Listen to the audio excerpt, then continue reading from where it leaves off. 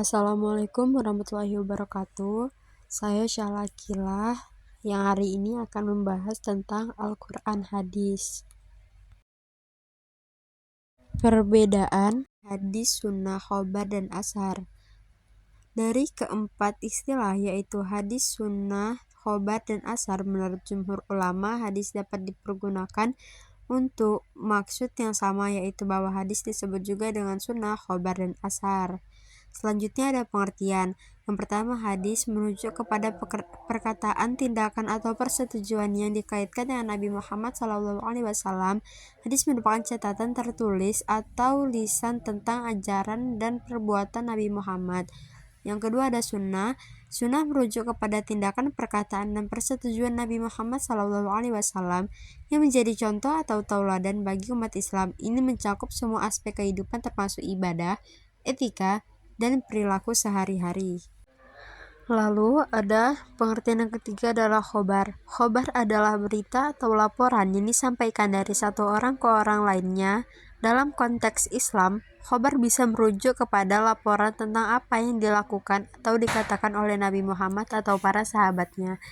Yang keempat ada ashar. Ashar adalah jejak atau warisan yang ditinggalkan oleh Nabi Muhammad atau para sahabatnya, termasuk tindakan, ucapan, atau kebijakan yang mereka tinggalkan. Ashar sering digunakan sebagai sumber hukum Islam yang bersifat tambahan selain Al-Quran dan hadis. Nah, selanjutnya ada permasalahan dalam lingkungan masyarakat.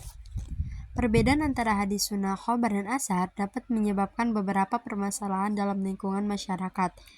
Termasuk yang pertama adalah pemahaman yang beragam. Terkadang, orang-orang memiliki pemahaman yang berbeda tentang apa yang merupakan hadis, sunnah, khobar, ataupun ashar.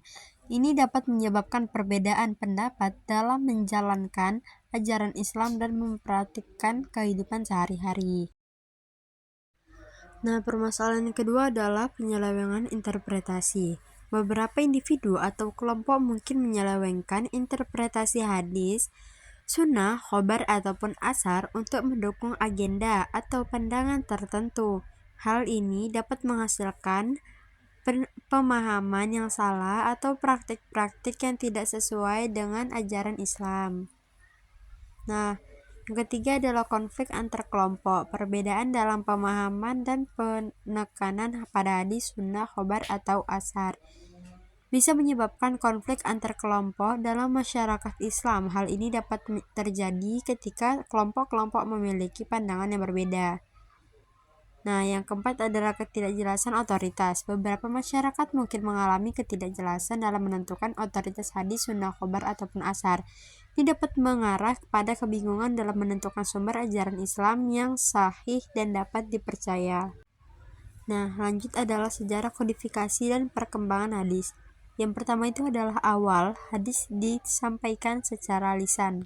Nah, di era awal ini hadis disampaikan secara lisan dari generasi ke generasi, utamanya oleh para sahabat Nabi Muhammad SAW. Yang kedua adalah era pembukuan. Nah, di era pembukuan ini, pada abad kedua dan ketiga Hijriah, mulai terjadi pencatatan hadis dalam bentuk tulisan untuk menghindari kehilangan informasi. Nah, yang ketiga adalah periode klasik.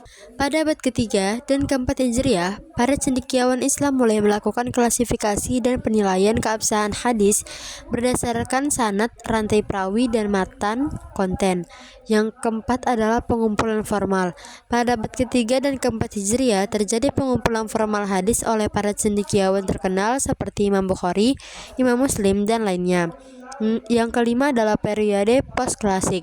Setelah periode klasik, penelitian dan pengembangan metodologi hadis terus berlanjut dan kontribusi dari banyak cendekiawan terkenal.